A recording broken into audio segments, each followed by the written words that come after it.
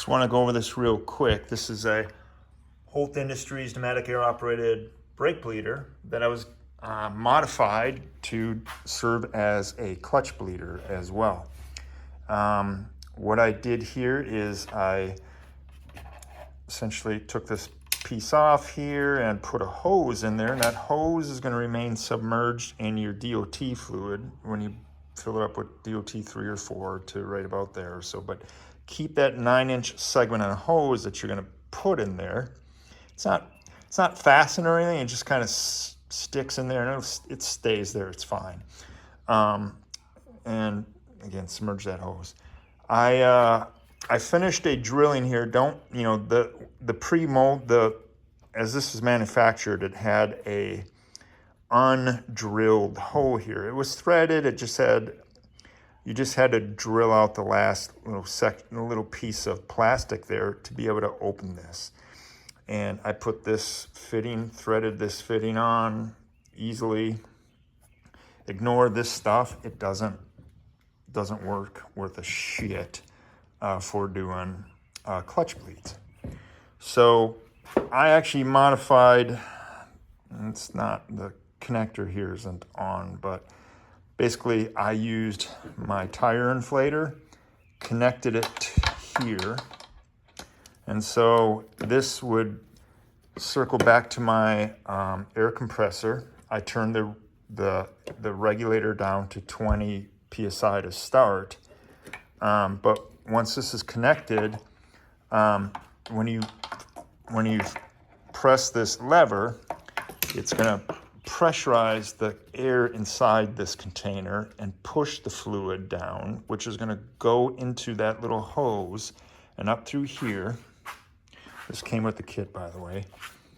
And through this bleed nipple. This bleed nipple is going to be connected to your slave through here. Before I did that, though, I threaded this the bleeder valve with some silicone tape there, just to make sure I don't try the best I can to keep air from going in there.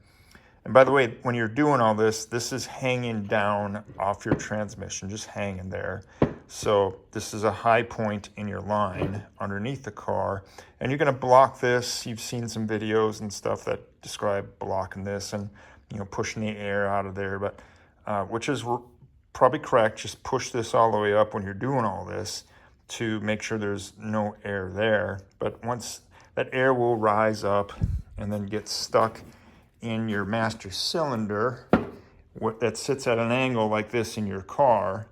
But that very tip here is where that air is always going to sit until you unbolt this from that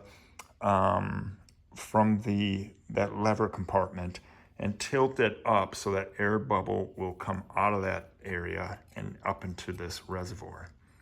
So while you're pressing this lever, you're watching the air and the fluid go through this hose.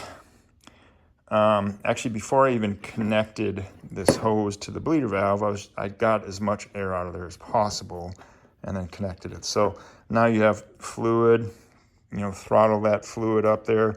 Sometimes you might have to mess with your regulator to get the pressure up through there. This valve is open. It's pushing the fluid up. It's coming into this reservoir. This reservoir is going to get bubbles coming out, and it's going to be lifting with some fluid. And once you got it,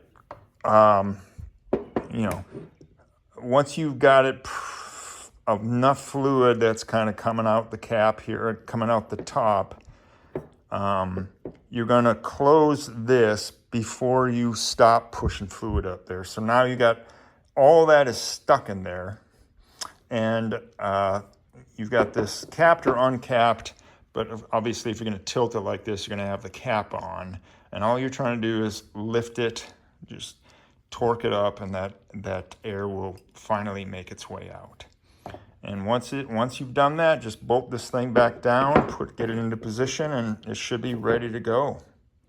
It should really be ready to go. The whole key, though, is to tilt this thing up. Keep it fastened, but you're going to wrestle it up just to get that air from that gets stuck in that very tip in that connection, that fitting. And then press it down, get it all connected, lock it all down, and you should be good to go. By the way, you can mess with this too. Once you unblock it, you can, there's some videos there that describe just kind of pushing this around. But whatever you push here, again, just go up there to the top, take your master cylinder, and just kind of, you know, do this. Try to get that air out of there. And that's it. That'll work. Modification of this, really, really super easy. The only thing I bought, I think, was just whatever fittings I needed to adapt my you know, just to be able to throttle some air in there to control the fluid at whatever rate and I needed to get up into that hose. That's it. Any other way, if you try to use it the way it was kind of designed, it used the Venturi effect to, you know, essentially suck fluid in coming this way. So it's like all this stuff in reverse to suck fluid in.